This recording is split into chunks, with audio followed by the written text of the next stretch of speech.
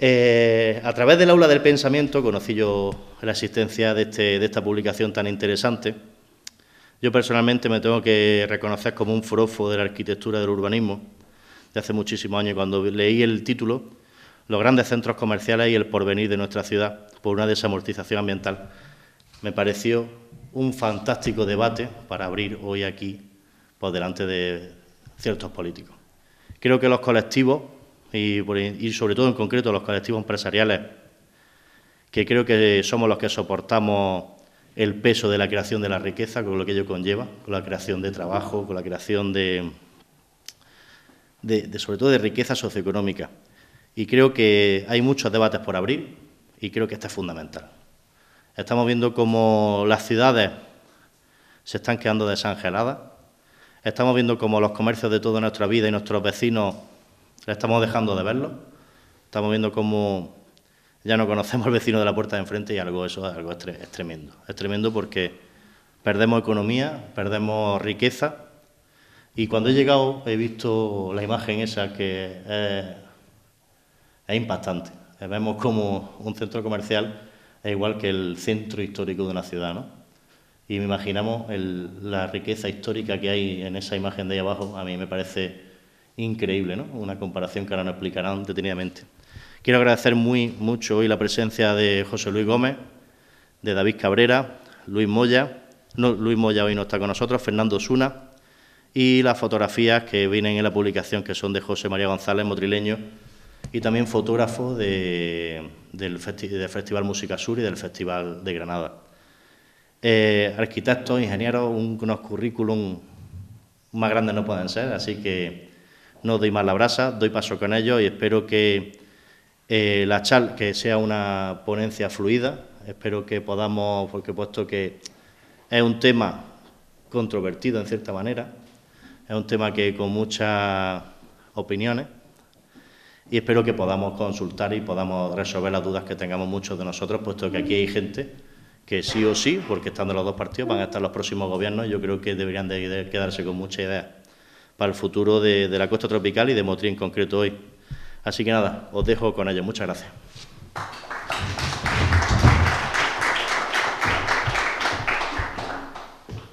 Para mí, trabajar en este libro ha sido un reto que ahora después comentaré, a sugerencias de José Luis Gómez.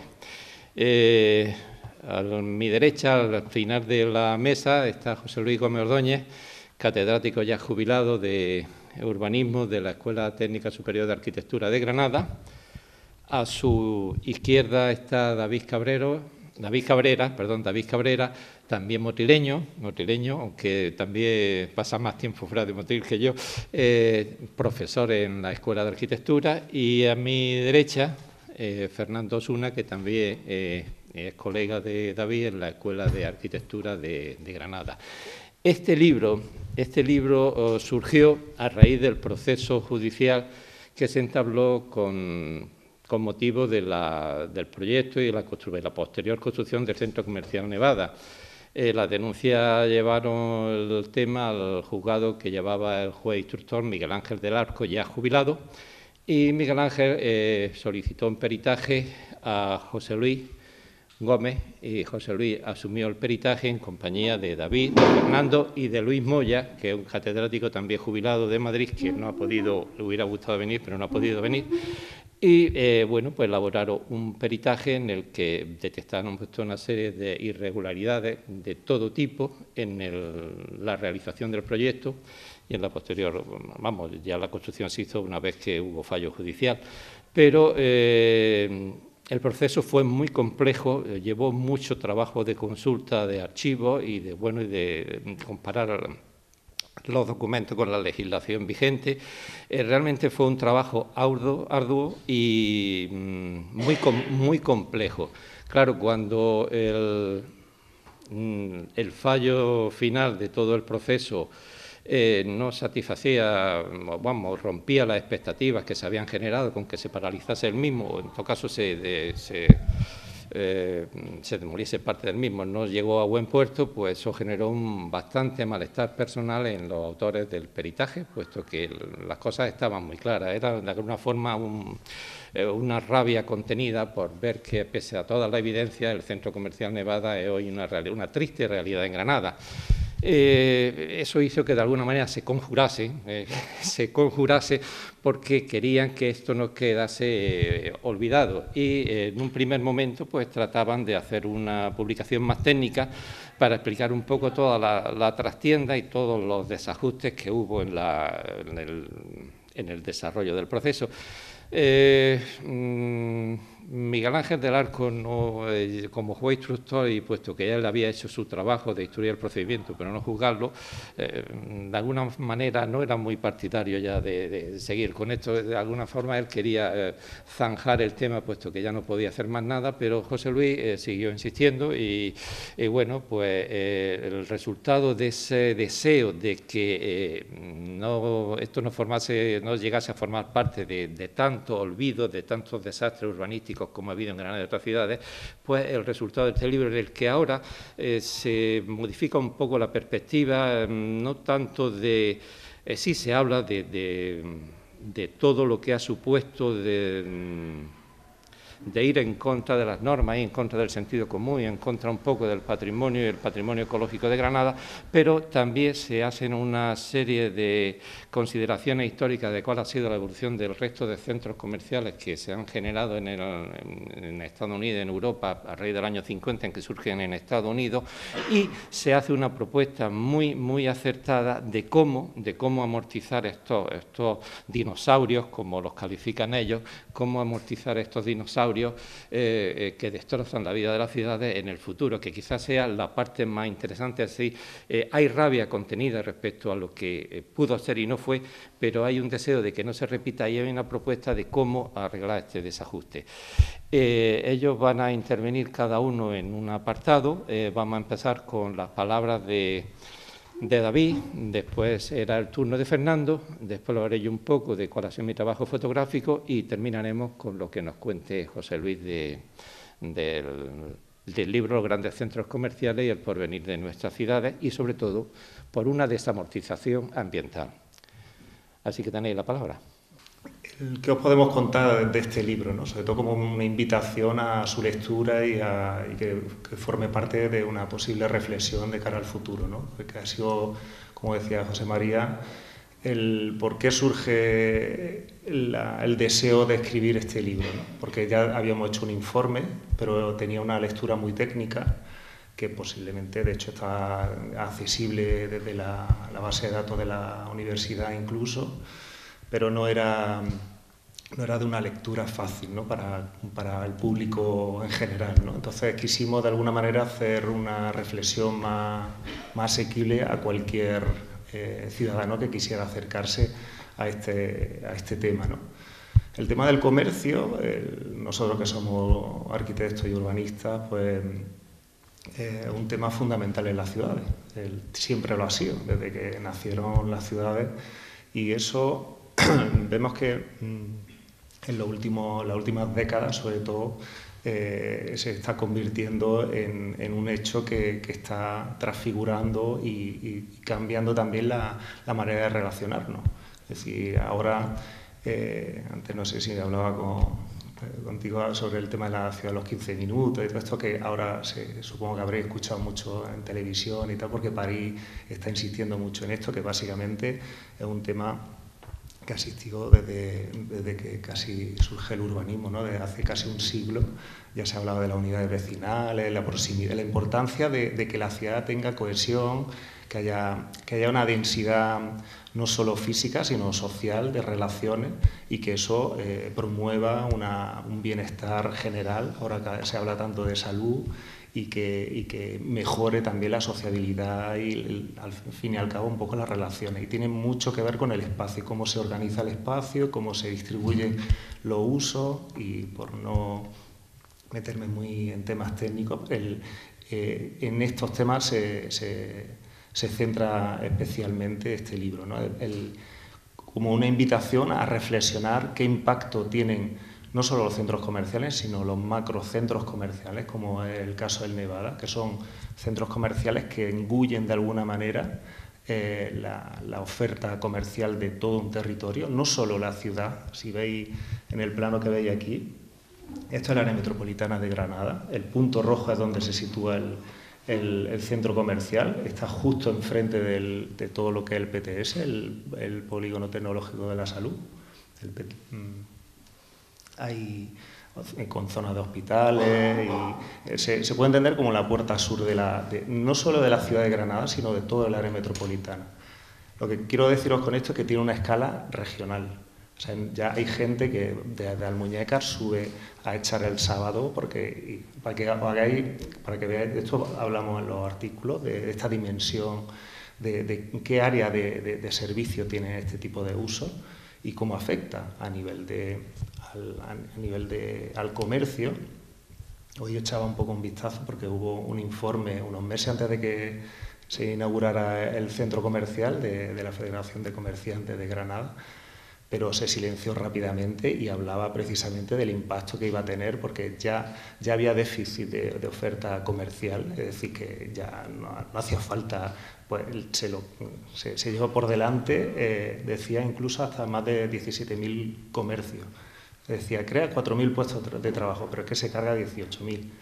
Que decía más, hay una serie como de exceso, ¿no? A la hora de alguna forma se irradia a otros centros comerciales, no solo al comercio local del centro de la ciudad, sino o sea, no hay más dinero que gastar, o lo gasta en un sitio o lo gasta en otro. Eso la gente no lo entiende. Incluso crear puestos de trabajo, si te estás cargando familias, incluso empresas pequeñas, que luego va a ser muy difícil que salgan a flote, ¿no? Un poco os cuento esto para que nos demos cuenta un poco de la repercusión que puede tener estas cosas en la ciudad, ¿no?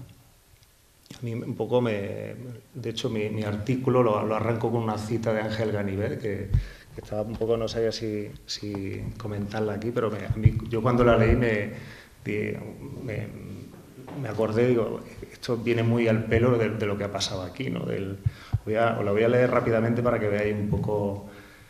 Esto tiene más de 100 años, ¿no? Y habla sobre el carácter de granadino, ¿no? Os cuento un poco. Dice, antes hacíamos las cosas en pequeño y con ánimo de que duraran. Ahora las hacemos en grande para dar un buen golpe y endosarle a otro el muerto. No concebiremos jamás el negocio en serio a la manera inglesa y cuanto hagamos será transitorio de aluvión. Nuestra fuerza está en nuestro ideal con nuestra pobreza, no en la riqueza sin ideales.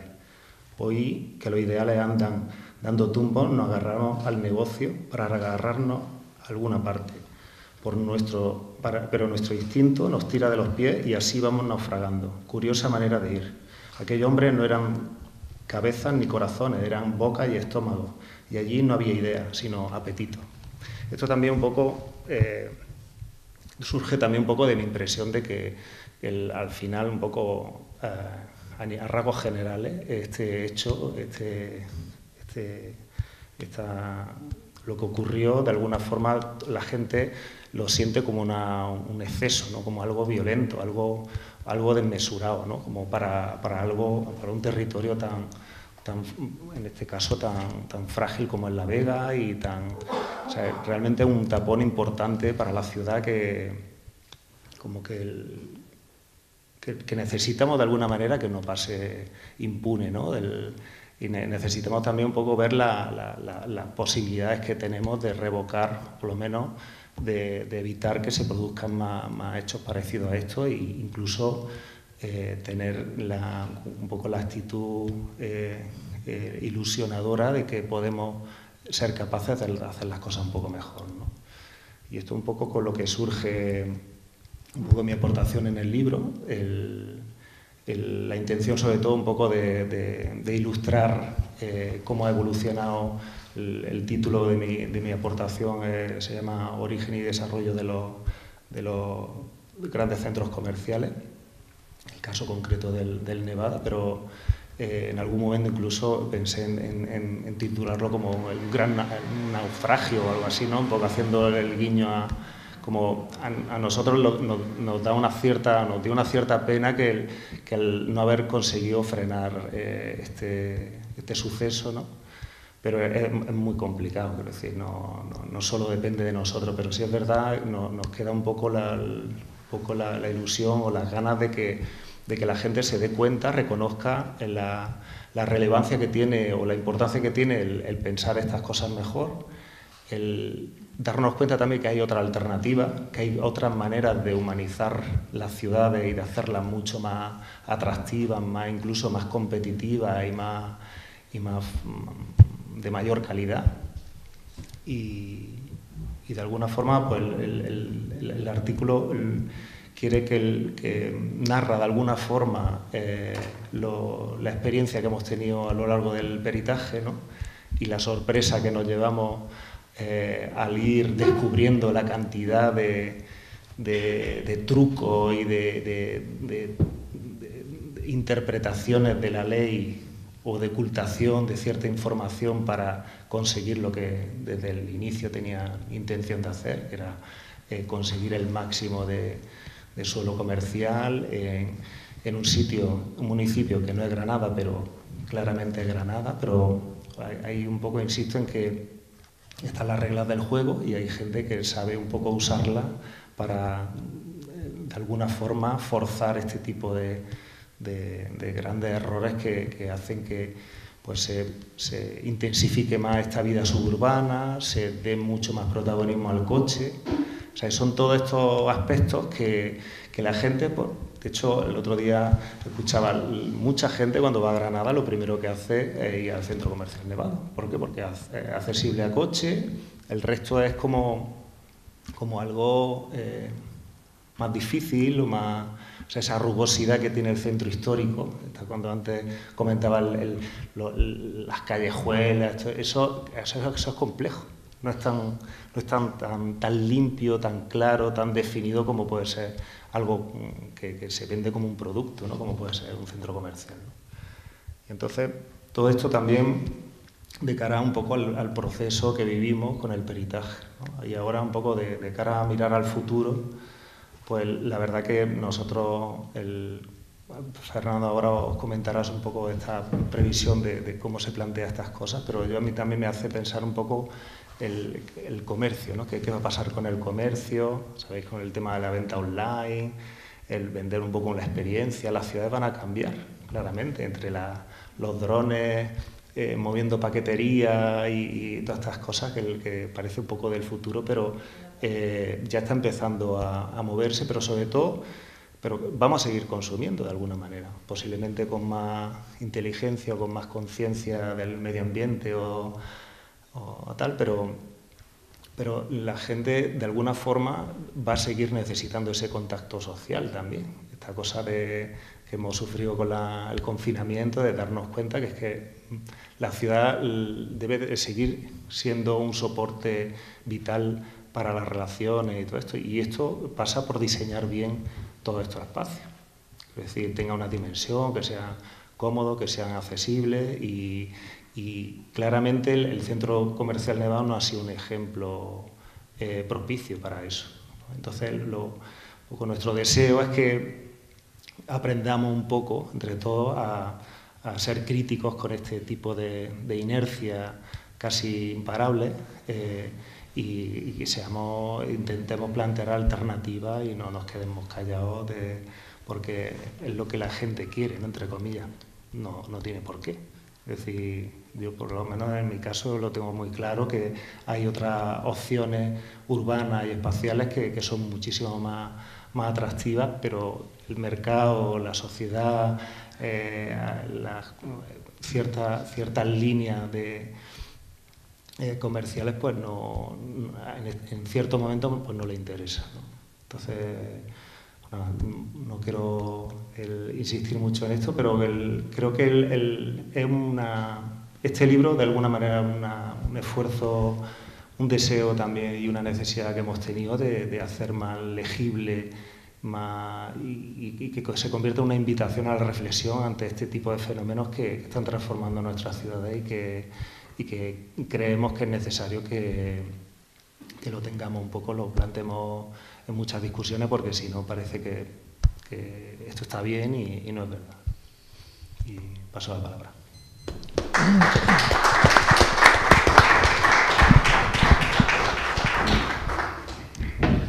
Hola, buenas tardes. Bueno, mi aportación al libro tiene que ver un poco con todo este fenómeno de los grandes centros comerciales a nivel internacional. Primero el fenómeno de su obsolescencia, decadencia y muerte, que era un fenómeno que descubrimos, ¿no?, a raíz de la redacción del peritaje del propio Nevada. Pues sentimos un poco la necesidad de que había que ver un poco si esto... Primero, si este tipo de centros a nivel de Andalucía y en España se estaban realizando, si era de esta manera, cómo surgía el germen, ¿no?, de este proyecto, de esa idea, de esas inversiones, y qué sucedía con estos centros, ¿no? Entonces, tirando del hilo y con algunas investigaciones previas que hizo José Luis, algunos contactos incluso con asociaciones que ya había, pues, por ejemplo, en Estados Unidos, en relación al fenómeno de la decadencia de algunos de estos centros, ¿no?, en su concepción más clásica, pues se empezó a tirar del hilo, y en la fase posterior ya de redacción del libro, pues José Luis me propuso que me encargara yo de escribir un libro, un capítulo del libro acerca de este fenómeno de la decadencia y de los distintos modelos de regeneración, recuperación y nuevas tendencias en el intento de regenerar estos espacios hacia otra cosa.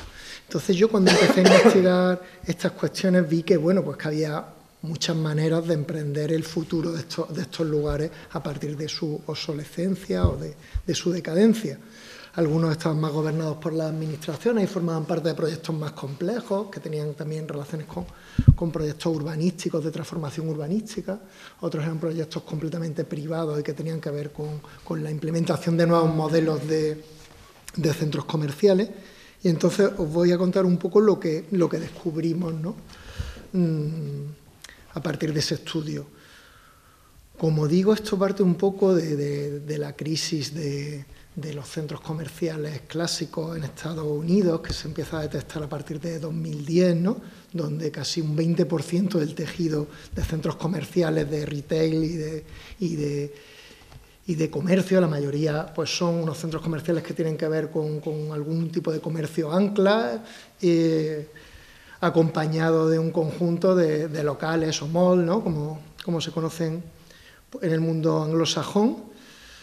Y entonces pues se basa en centros que están colocados cerca de alguna infraestructura o lugares nodales donde hay mucho flujo y mucho movimiento diario entre el lugar de residencia y el lugar de trabajo, y son como lugares de intermediación, ¿no?, en eso. Y entonces capturan, en mitad de esos flujos, pues capturan y atraen a consumidores. Y entonces ese modelo normalmente es un recinto muy cerrado que te atrapa, una vez te introduce dentro, te atrapa e intenta que no salgas de allí, que consumas, ¿no?, el máximo número de horas estés consumiendo allá. Entonces, en Estados Unidos, como decía, a partir de 2010 se nota que prácticamente un 20% de ese tejido, de esos centros comerciales, empiezan a tener problemas de decadencia en distintas gradaciones.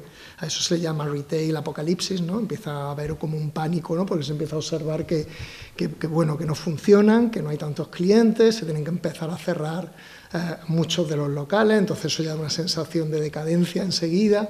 De hecho, empiezan a cerrar fragmentos de centros comerciales. Esto aquí en España también se empezó a ver a principios del siglo XXI. Algunos centros comerciales cerraban unas salas o algunos pasillos, ¿no?, para ocultar, ¿no?, el que no tenían capacidad de alquilar todo el conjunto, toda la capacidad, ¿no?, de alquiler de los malls.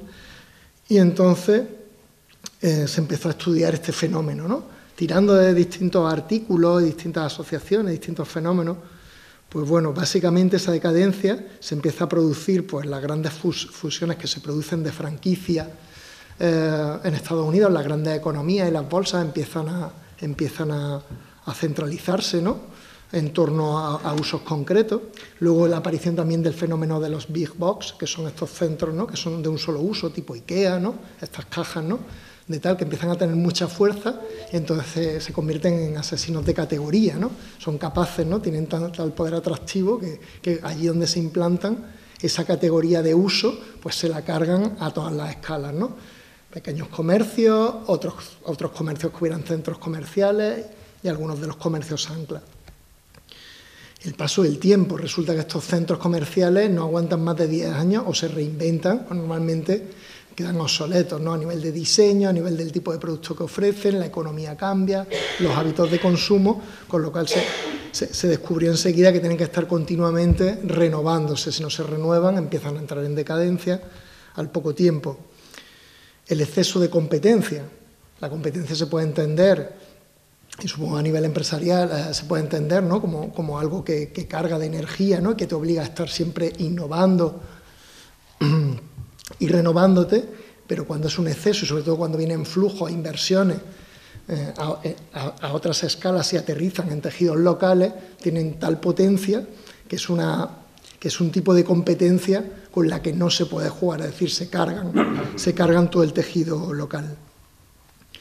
Luego está el tema de la saturación de las infraestructuras. Como hemos dicho, estos centros muchas veces dependen de engancharse a un punto nodal, en un lugar de gran capacidad de recepción de flujos y al colocarse influyen también en esos flujos. Por ejemplo, el Centro Comercial Nevada está en un lugar donde hay un hospital provincial, donde hay un campus, donde hay tejido urbano y al implantarse ahí obviamente utiliza ese nodo importante, Ronda Sur, la Ronda de Granada, esa gran rotonda, pero al implantarse también es un elemento más, un jugador muy importante que colapsa y colabora en colapsar todo ese entorno, con lo cual al colapsarlo esas infraestructuras se vuelven obsoletas enseguida y necesitan transformarse continuamente. La aparición del comercio electrónico, un fenómeno nuevo, ¿no?, donde la gente pues elige, conoce ya un producto y ya no vuelve a la tienda a comprarlo, sino que lo pide porque ya lo conoce.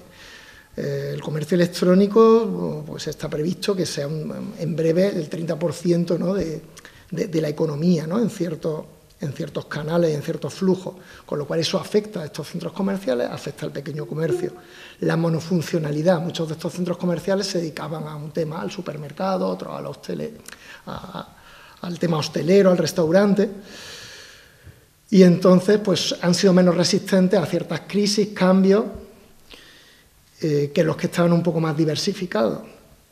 Los hábitos de consumo de las nuevas generaciones, los millennials ya no consumen tanto productos o ya no están tan interesados en tener cosas físicas, sino en consumir experiencias.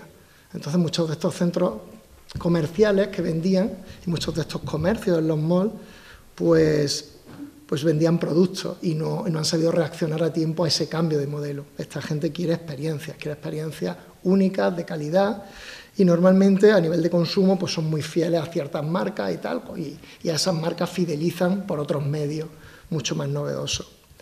Y luego está el tema de la desconexión con el entorno local que comentaba, un diseño muy cerrado, de cajas cerradas, totalmente ausentes, no han estado nunca interesadas en qué pasaba en el borde de sus fachadas, porque estaban muy centrados en el tema del nodo, de quiénes somos en el territorio, dónde estamos, y ubicarse en un lugar donde pudieran absorber esos flujos de comunicación. Y finalmente la crisis económica y luego las crisis sanitarias han afectado mucho. El descenso de recursos de las familias afecta directamente a la capacidad de consumo, pero también a la capacidad de moverse en coche privado, cosa que es muy necesaria para este tipo de centros que dependen de esos movimientos en carretera. No suele haber maneras alternativas de desplazarse a un centro de este tipo. Y el propio diseño cerrado con todos los temas que ha habido de salud pues tampoco ha ayudado mucho a que fuera atractivo a veces ir a estos centros comerciales. Entonces, frente a esto observamos un panorama internacional en el que se están produciendo muchos cambios. Tenemos ejemplos como Les Arcades, Noisy-le-Grand en Francia, por ejemplo, pues que estaban enseguida, pues llevan unos años haciendo proyectos de apertura del centro comercial.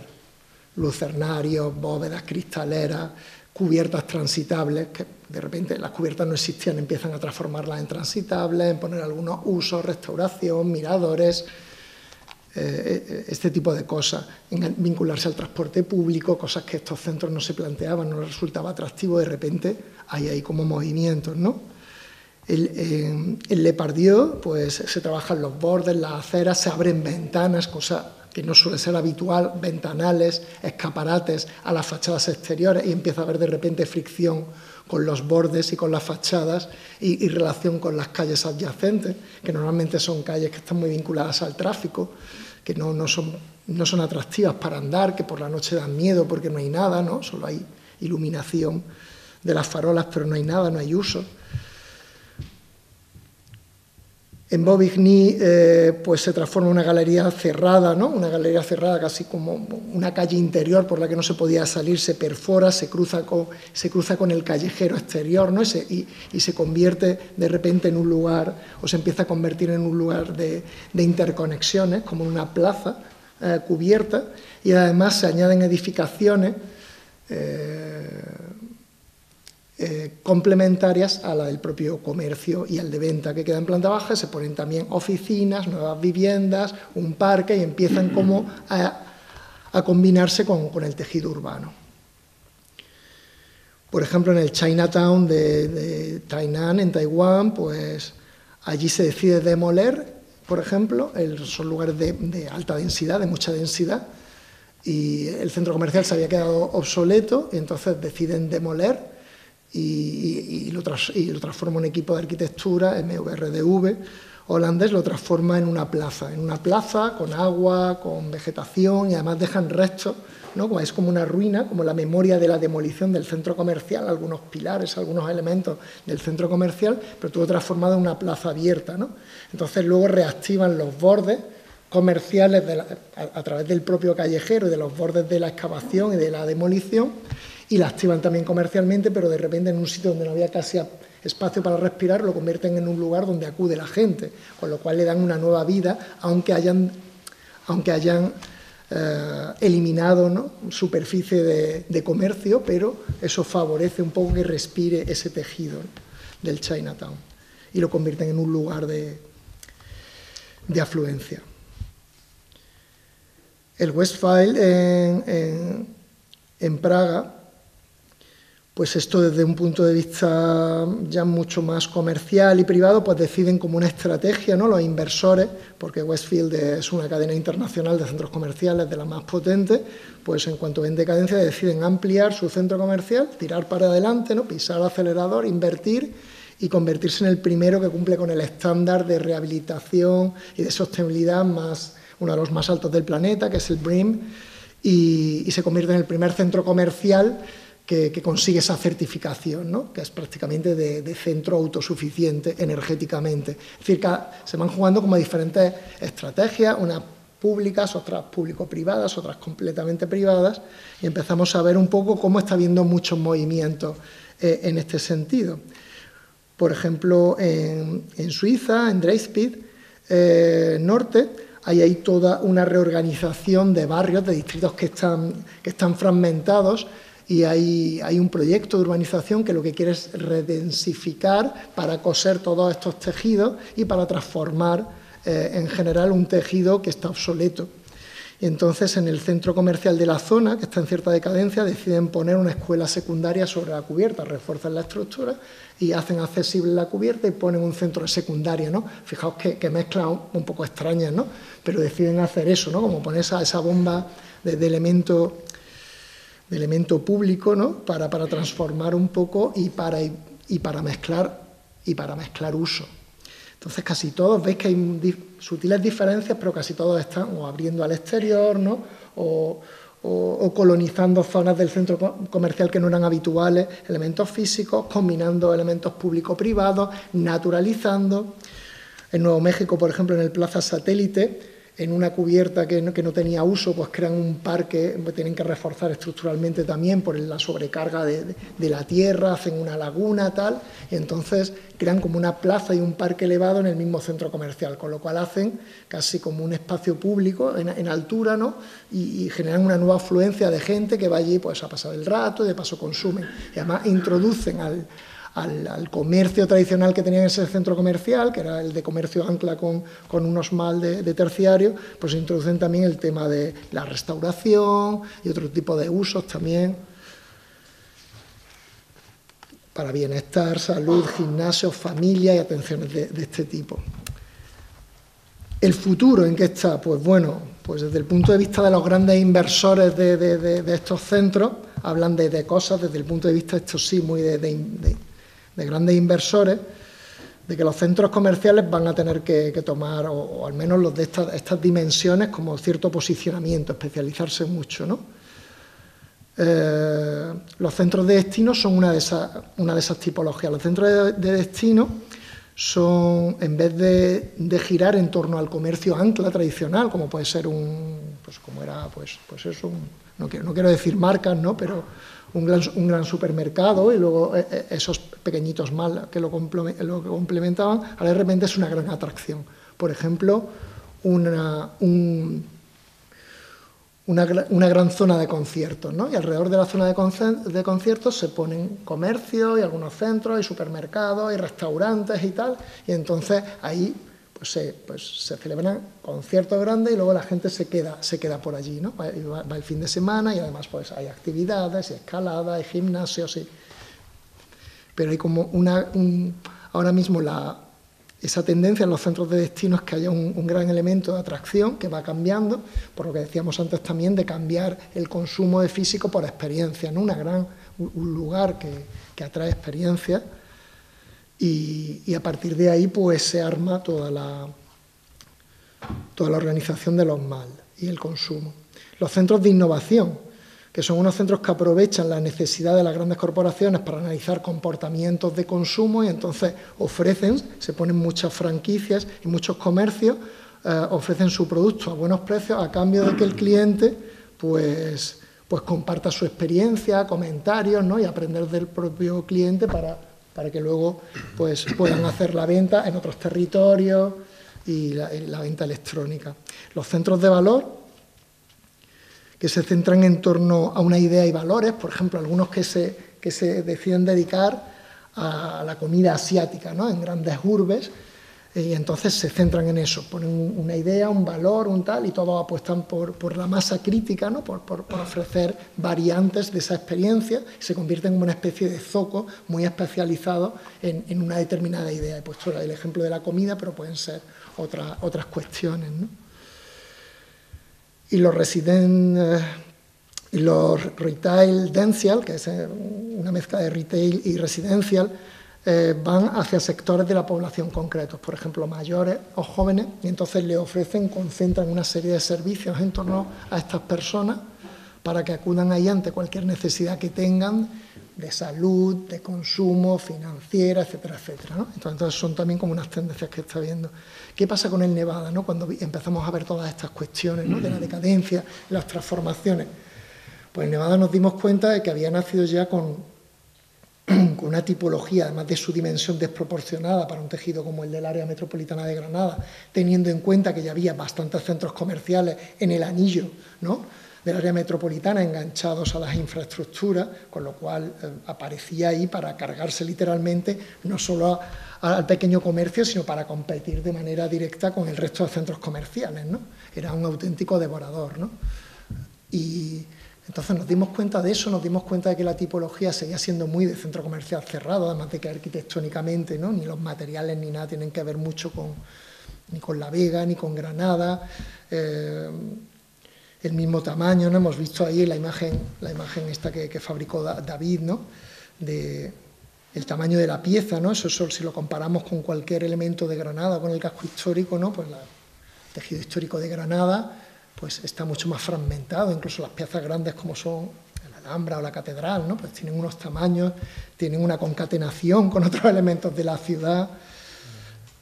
Entonces nos dimos cuenta de eso, habían incorporado algunos de estos temas como las plazas interiores, las luces cenitales, con esas bóvedas acristaladas, pero poco más que eso. Por lo demás seguían siendo un centro comercial de cierto tamaño, con varios comercios ancla y luego con una organización de mall y alquiler de plazas.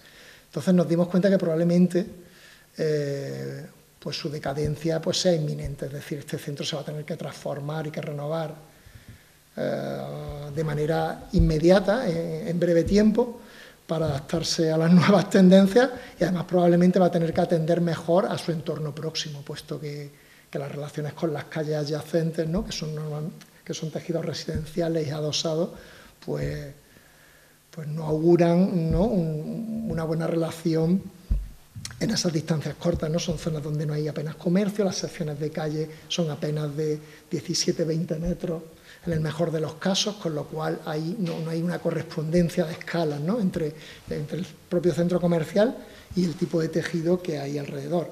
Entonces seguramente ahí van a tener que pasar cosas que esperamos que algunas sean positivas. Y en cuanto a la decadencia del Nevada, pues bueno, en principio está funcionando relativamente bien, pero si nos atenemos un poco a los números que los investigadores que se dedican a estudiar la obsolescencia hablan de porcentaje de ocupación de locales y de generación de economía por metro cuadrado de centro comercial, pues tampoco se puede hablar de que sea un éxito total. Hay locales que están cerrados y que no se alquilan en el Nevada. Para ser el centro comercial número 1 de Granada y de todo el territorio, pues bueno, es cierta alarma debería de haber, ¿no? Cierta alarma debería de haber. Así que bueno, esa ha sido mi aportación en el libro. Muchas gracias.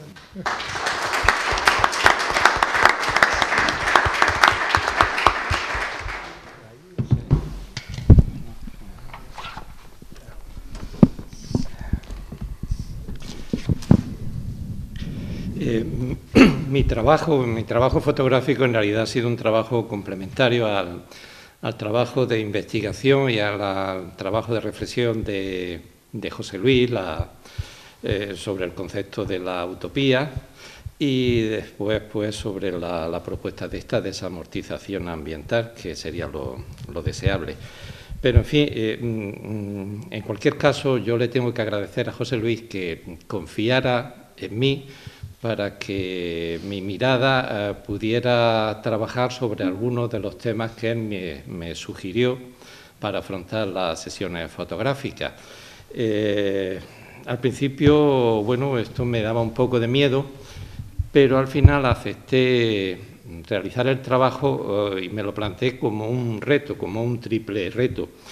Un primer reto sería porque yo en realidad no había hecho nunca un trabajo de este tipo. Normalmente trabajo los espectáculos musicales, y mi fotografía es una fotografía más de detalle, tratando de captar algunos elementos poéticos en esos detalles, y esto suponía cambiar completamente la mirada y, sobre todo, de alguna forma condicionar la mirada por una serie de temas que él me sugirió que sería conveniente que aparecieran en el libro.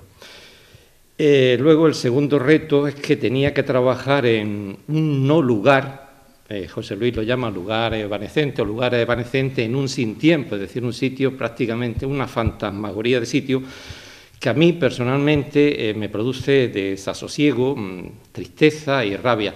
Desasosiego porque en realidad el centro comercial Nevada es una jaula de oro, tiene una escenografía rutilante, avasalladora, pero también siniestra porque en su interior se produce un fenómeno de despersonalización de la gente que acude, pero además lo triste, y esta es la tristeza, es que una despersonalización asumida y consentida por la gente que va allí a consumir y supuestamente a disfrutar. Y claro, luego había un tercer elemento que era la rabia. La rabia, en el momento en que José Luis me comenta un poco cómo ha sido todo el proceso, ver cuál ha sido el desenlace y, sobre todo, a través de muchos paseos, porque claro, vivo en Granada y he hecho mucha fotografía urbana, ver cómo el centro comercial Nevada de alguna manera ha ido estrangulando y asfixiando a los comercios locales y además, sobre todo después de la pandemia, no puede competir en la calidad humana que se establecen en los vínculos que se generan en una ciudad patrimonial como Granada, incluso con estas afluencias masivas de turismo. Pero, en fin,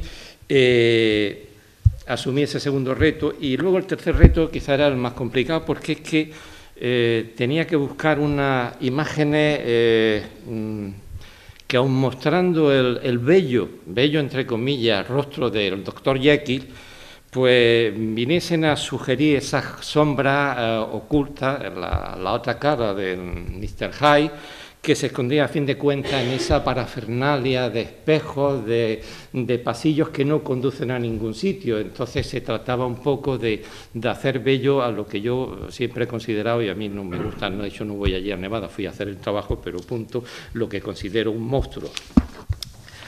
Aceptado esos retos y aceptadas las líneas de trabajo que me propuso José Luis, pues bueno, nos encontramos con que la pandemia se metió por medio y esto retrasó un poco las cosas. Tuvimos que esperar a que pudiéramos salir del confinamiento, y en junio del año 2020, una vez que ya podíamos salir a la calle, José Luis y yo visitamos por primera vez el Centro Comercial Nevada y los aledaños, en este caso concreto las urbanizaciones que lo rodean. Fue una visita en la que realicé algunas fotografías en el Centro Comercial Nevada, en los aparcamientos, tanto el bajo techo como el exterior, en las diferentes plantas, paseamos por allí y sobre todo nos entretuvimos en contemplar la triste realidad de las urbanizaciones que lo rodean, que de verdad que son depresivas y además más depresivas aún cuando José Luis pues te va comentando un poco la realidad urbanística, la realidad legal que hay detrás de todo eso. Después pasó el verano y en septiembre ya hice una segunda sesión fotográfica, en este caso en solitario. Yo se lo recomendé a José Luis porque, claro, para trabajar esto pues te tienes que ir allí y empezar a dar vueltas y buscando cosas, tienes que dedicarle mucho tiempo y casi es mejor ir solo. Entonces acudí en la segunda sesión fotográfica solo y realicé alguna fotografía en septiembre. Todavía había muy poca gente porque también había mucho miedo, ni que decir tiene que la primera visita pues fuimos con todas las precauciones habida y por haber. Y luego convenimos en dejar una última visita para Navidad, la hice el 29 de diciembre, esperando que hubiera una mayor afluencia de gente y esperaba un momento punta de movimiento en el Nevada. No hubo tanta gente, yo hice más fotografías ese día, me moví, hice fotografías incluso dentro de los comercios, bueno, apañándomelas como buenamente pude, incluso fotografié unos planos en los que José Luis tenía mucho interés, y era en captar ese éxtasis de fruición consumista en el momento de hacer alguna compra o requerir algún servicio, ver la cara de la gente, pero claro, esa fotografía al final que las tengo, pues no la hemos publicado, pues bueno, por respetar un poco la privacidad de las personas que participaban en eso, pero realmente era muy jugoso verlo visualmente, pero muy triste por lo que eso implicaba. En la Navidad del año 2020, como José Luis quería contrastar un poco lo que era la vida ciudadana y el comercio ciudadano con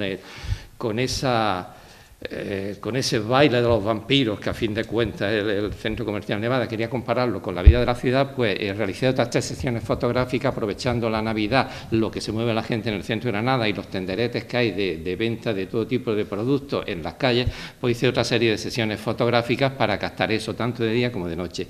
El resultado final fueron 691 fotos hechas. Pero claro, yo ya estoy muy acostumbrado a meter la guillotina. Se quedaron, yo edité finalmente, descarté y me quedé con 152 fotos que edité y se las presenté a José Luis.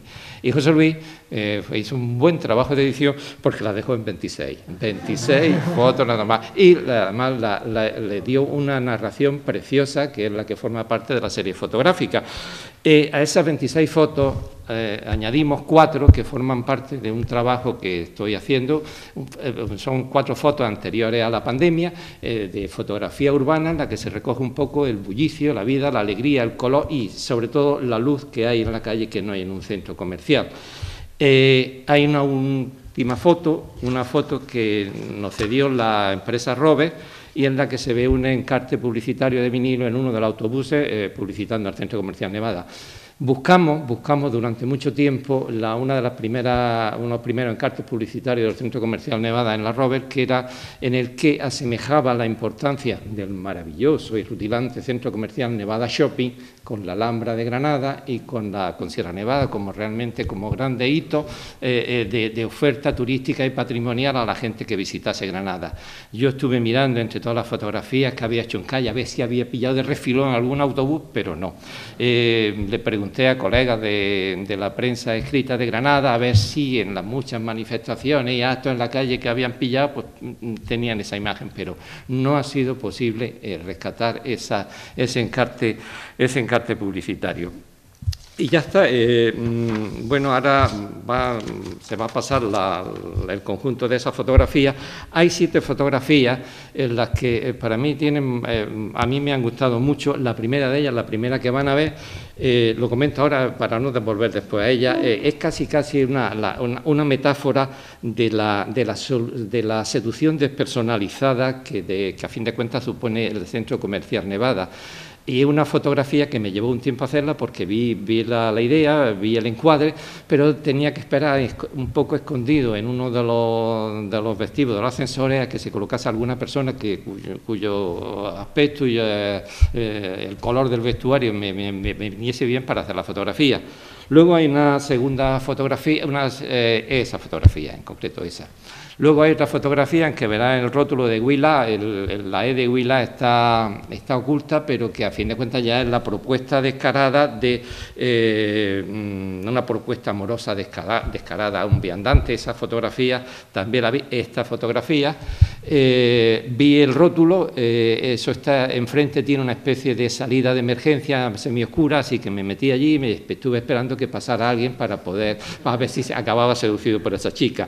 Luego hay unas imágenes en la calle de fotografía urbana. Esas fotografías, esas son las que yo he hecho con anterioridad a este trabajo, pero que venían muy bien porque por una parte se veía la individualidad en este caso dichosa, feliz, llena de luz, y la cantidad de gente que inunda Granada normalmente los fines de semana, concatenada con otra fotografía que en el montaje del libro es otra fotografía diferente en la Plaza de las Pasiegas, pero en el montaje, como son páginas contiguas, parece que están en el mismo sitio, o sea que esa edición ha resultado muy acertada. O sea, una visión rápida da la impresión de que forman parte del mismo escenario. Una está en la carrera del Darro y otra está en la Plaza de las Pasiegas.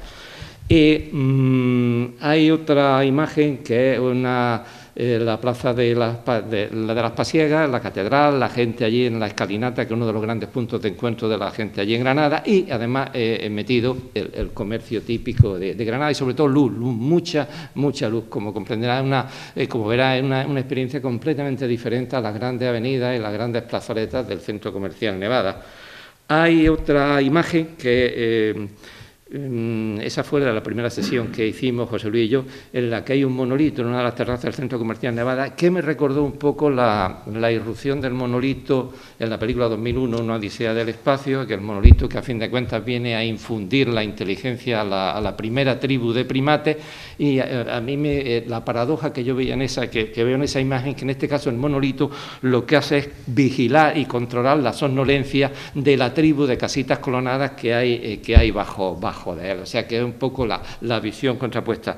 Y la última imagen que yo seleccioné, que es una imagen que le ha gustado, la que más le gusta a Miguel Ángel del Arco, el juez instructor, porque bueno, es la vega de chimenea a la que se refiere José Luis en el libro, chimenea sin humo, sin aliento humano, pero que en este caso además parecen como tumbas de un cementerio árabe, enjauladas, enrejadas, como si estuvieran aprisionadas. Y en fin, esas son las fotografías que a mí me han gustado, y ahora pues si queréis pues veis un poco el conjunto de la fotografía. Hay una imagen que no hay ahí, una imagen que está en mi memoria y una imagen que ya no va a poder existir, es la imagen de los años 60, cuando yo volvía de vacaciones de Alfacar, volvía a la costa y bajaba por el puente de la Guarubaracha. Ese tapiz verde que había en la Vega de Motril ya no existe, ya no va a existir. Lo que no me gustaría, yo esa imagen la tengo en la memoria, lo que no me gustaría es un poco también mi ilusión por este trabajo, que por lo menos, que aunque tenemos ese tapiz de plástico, pero que no haya unos monstruos como este dinosaurio que nos han implantado en Granada. Muchas gracias por vuestra atención y espero que la fotografía os sirva para ver un poco ese monstruo, ese Mr. Hyde que hay detrás de ese bello edificio. Y muchas gracias.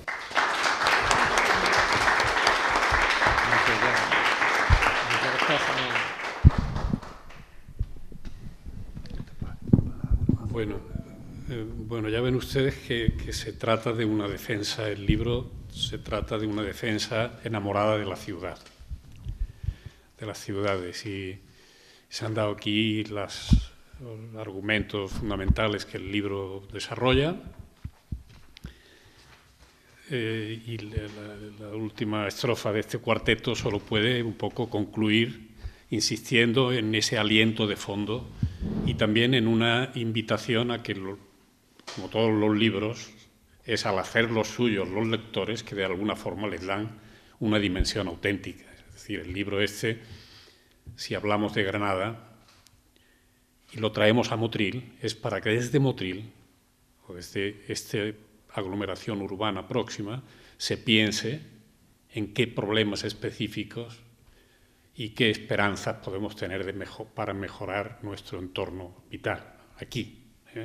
Por tanto, esa traducción es la que confiamos que el libro pueda desatar y ustedes lo transformen. Esta defensa de la ciudad quizás se reconoce fijándose en la contraciudad que es el centro comercial, como han visto ustedes. El centro comercial es una especie de cápsula espacial y tiene unas condiciones antiurbanas. Se pretende como una ciudad modelo, que esto lo explica muy bien, se ha dicho acá, pero en el artículo del origen de los centros comerciales que hace David, cómo surgen como esas cápsulas que pretenden eliminar los problemas que tienen las ciudades, sea de frío, de calor, de delincuencia, de tráfico, de lo que sea. O sea, es una ciudad ideal, pretende configurar en esa burbuja una ciudad, por tanto es antiurbano. El centro se pretende como una ciudad ideal, pero a lo Disney es desde el primer momento una anticiudad, es antiurbano. En algún punto del libro se habla, por otra parte, de los templos del consumo. En este sentido, efectivamente, hay una cierta relación, y también ha resonado aquí en las palabras de mis compañeros, con las iglesias, con los templos, ¿no? Los templos son, diríamos, en la medida en que son una exaltación de la espiritualidad, son de alguna forma sobrehumanos. La atmósfera en la que uno se ve en las catedrales o pretenden las catedrales elevarlo sobre las miserias humanas, ¿no? Y llenos de espíritus sobrehumanos. Estos templos del consumo, fíjense que lo que exaltan de alguna forma es un antihumanismo que reduce las personas a la piel, a la máscara. Un sociólogo importante de hace 100 años, alemán, que se llama Georg Simmel, que escribió un librito muy bonito sobre la moda, decía: la moda es una imitación que los hombres acuden masivamente y se dotan de modas, pero es como una máscara, es ponerse una máscara que de alguna forma da una imagen de cada uno de nosotros. Y cada uno de nosotros, decía Simmel, se pretende individual, original, por eso elige estos zapatos deportivos, ahora hablando en esta época, o este anorak, pero al mismo tiempo sin pasarse demasiado. O sea, como diciendo, el mercado ya se encarga de tener una gama limitada de productos y la individualidad que esté domesticada por una globalidad. Es decir, la responsabilidad es de la sociedad, o es de las fábricas, o es de las que nos presentan estos artículos, y ahora yo elijo y me muestro diferente y exhibo mi diferencia, pero dentro de una homogeneidad bastante banal, ¿no? En este sentido, yo creo que inhumanidad, si antes hemos dicho antiurbanidad o extraterritorialidad de los centros comerciales, en cuanto a templos del consumo, son también lo opuesto, como las iglesias, que digo que exaltan la espiritualidad, y los centros comerciales exaltan una especie de máscara del hombre, la superficie del hombre, lo más superficial. A mí me hacía pensar hace pocos días, oyendo un programa de radio, como con este terrible incidente que ha sucedido hace pocos días, 10, 15 días, o ha salido a la luz hace 15 días, en un centro comercial de Badalona, cuando una niña de 11 años era violada por un grupo de adolescentes de 14. Y el comentario era alguien que decía, ojo, un centro comercial en la periferia no es ajeno que esto se haya producido en un centro comercial. ¿Qué quería decir? Pues que son esos lugares exentos de valores, donde somos máscaras y por tanto reducidos a una epidermis bastante instintiva, bastante al contrario, por eso lo contrapongo al templo que exalta la espiritualidad, porque aquí es al contrario, es la ausencia total, la máscara, pero los dos tienen en común que son inhumanos, de alguna manera, tanto inhumano y antiurbano. Yo creo que esa es una latencia de fondo en el libro. Es decir, ojo con los centros comerciales. Y claro, naturalmente, esto lleva a la afirmación de lo que han querido los centros comerciales evitar, que es la ciudad, con sus defectos, con sus que hemos de trabajar en su mejora, pero que que es real y en la que hay personas, que también se ha dicho ya en esta, que se encuentran. Y esto hay que decirlo más que nunca en nuestros países mediterráneos, en nuestras zonas mediterráneas, y quizá más que en ningún sitio, en un sitio como Motril, con esta fragancia a la que se ha aludido de este tropicalismo, este vitalismo envidiable, ¿no? En estos lugares uno dice, mira que encerrarse en una cápsula, ¿no? Por más que el aire lo tengamos contaminado, bueno, si el aire es contaminado quiere decir que lo hemos de mejorar, pero no nos quiten el aire, ¿no? Por tanto, en estas ciudades mediterráneas la sensorialidad, la sensualidad de nuestras ciudades es un valor que no podemos dejarnos arrebatar por estos inventos globales que nos homogeneizan y donde paradójicamente la gente va a buscar modernidad, pero donde se encuentra, diríamos, un catetismo universal. Todos hemos visitado las ciudades mediterráneas, y Estambul, o el Cairo, o Argel, o Marsella. Disfrutamos con esas ciudades en sus calles, que son fundamentalmente comercio. El comercio es la ciudad mediterránea, el comercio es la calle, el comercio inundando la calle, ocupando la calle, incluso el comercio que no es clandestino en tantas ciudades, sino que es el del vendedor ambulante. ¿Qué es el vendedor ambulante? Es una persona que lleva la mercancía incorporada, el cuerpo del vendedor y la mercancía, es decir, la mercancía se humaniza en ese hombre.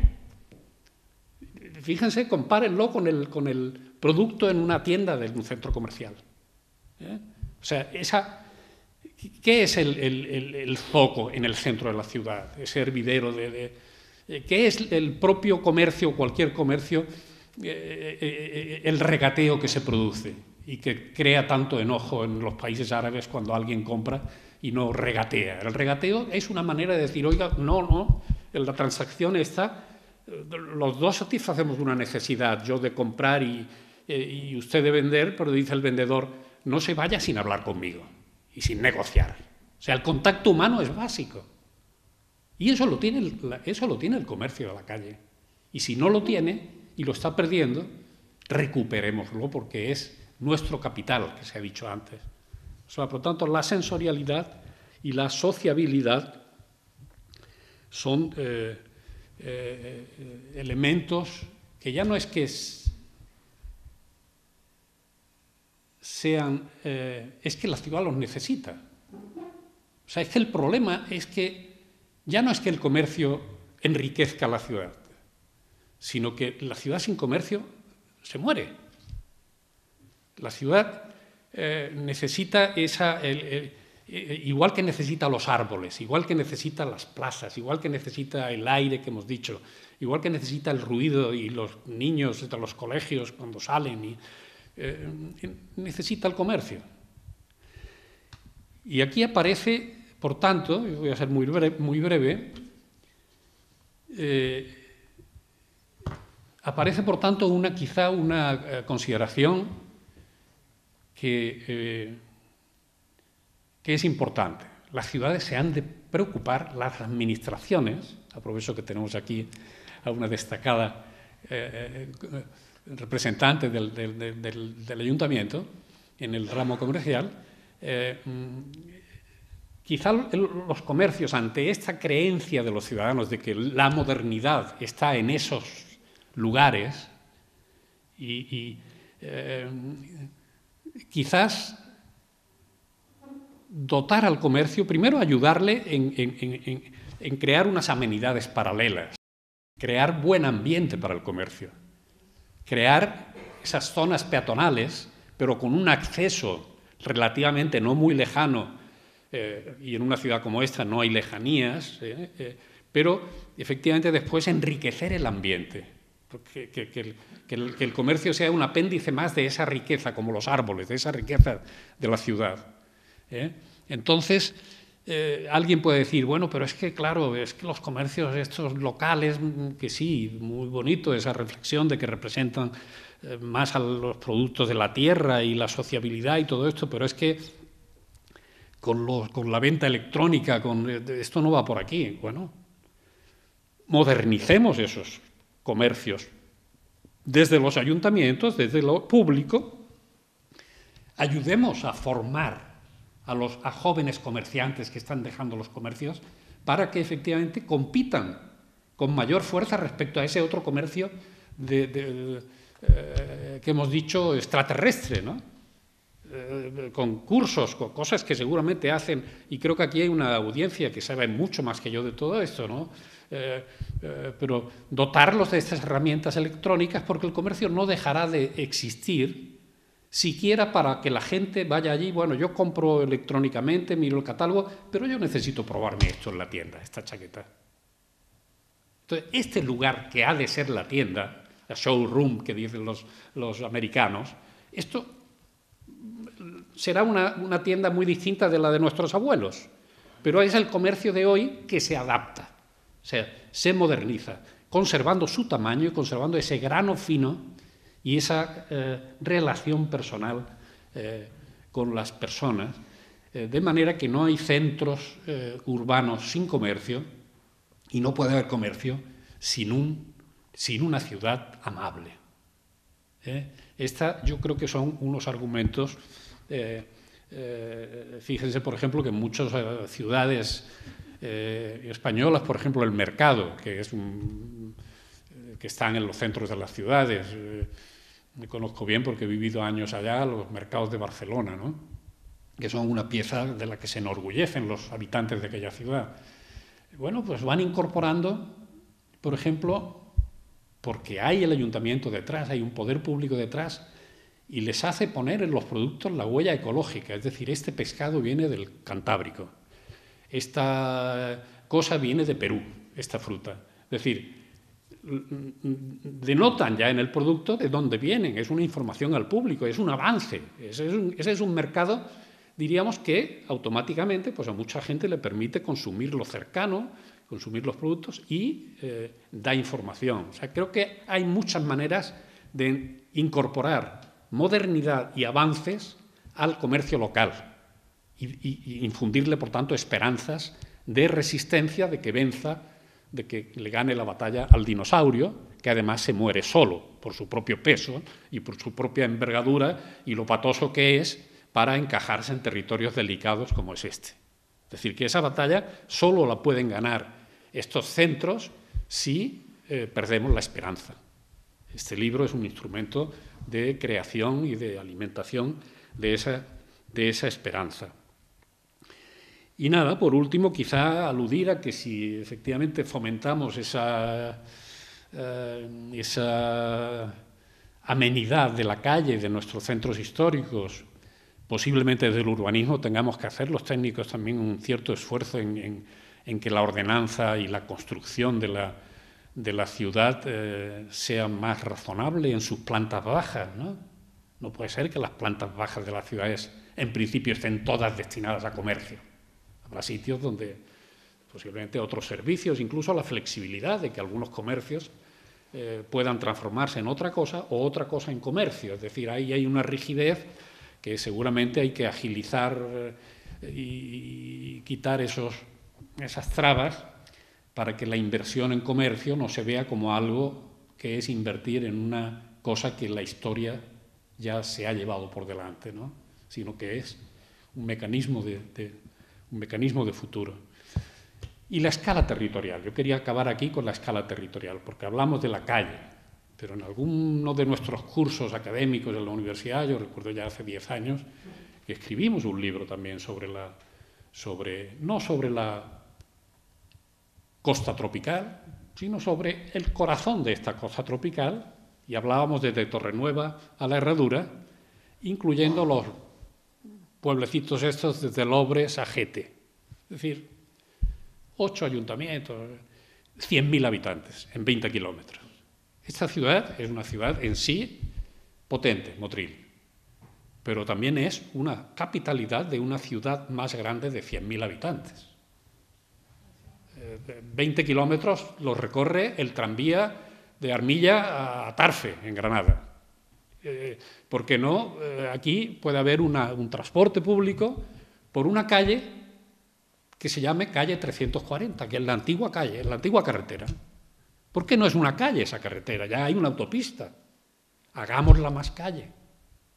O sea, hagamos una calle amable del territorio, de estas ciudades. Ustedes ya me ha hablado alguna representante de las empresas de acá, como hay buenos lazos entre los representantes del comercio de Salobreña, refuercen esos lazos, porque luchando juntos, creando una sociabilidad, creando esta conciencia de ciudad, de ciudades, tienen ustedes muchísima más fuerza para evitar que un día le caiga el meteorito en el borde de la Nacional 340. Y probablemente, a ver si podemos, igual que nosotros decíamos en Granada, a ver si la obsolescencia económica de esto acaba con una posibilidad de recuperación ambiental de esta destrucción de la vega. A ver si aquí surgieran también, seguramente hay varias batallas que dar con cierta recuperación de los deltas del río Verde y del río Guadalfeo. Ciertas cosas que se han hecho por la fuerza económica y por los tiempos, pero en la nueva conciencia de nuestro futuro hay que hacer destrucciones para crear cosas de más valor. En este sentido, quisiéramos que este libro fuese más allá de un ataque a los centros comerciales, es decir, fuese no un ataque a los centros comerciales, sino una defensa de la relación amorosa entre el comercio y la ciudad, el comercio pequeño, de los centros históricos, de la calidad urbana y de ese territorio magnífico que tenemos aquí con estos dos deltas y esta habitación central y ese escaparate, hablando en términos comerciales, que es el litoral, que en lugar de estar urbanizado metro a metro, donde ya no entra el aire, ese aire que aquí hemos elogiado y ese azahar y ese aroma del mar que nos llega, probablemente ahí también en los próximos 20, 30 años habrá destrucciones. Debería haber destrucciones porque se crea mucho valor ambiental con algunas destrucciones que no tienen por qué dañar derechos, porque esos derechos de edificabilidad y esas propiedades pueden ir a otros sitios, por ejemplo a la cornisa de arriba, tan descuidada, esos pueblecitos de arriba, que no digo, ojo, no los estropeemos ahora, ya hemos estropeado el escaparate de esta ciudad de territorio, hablando en términos de tiendas, el escaparate que es el litoral, pero nada hay irreversiblemente condenado, al menos en nuestro ánimo y en nuestra esperanza, y eso yo creo que es lo que nos mantiene vivos. Muchas gracias por habernos invitado y gracias a ustedes por acudir.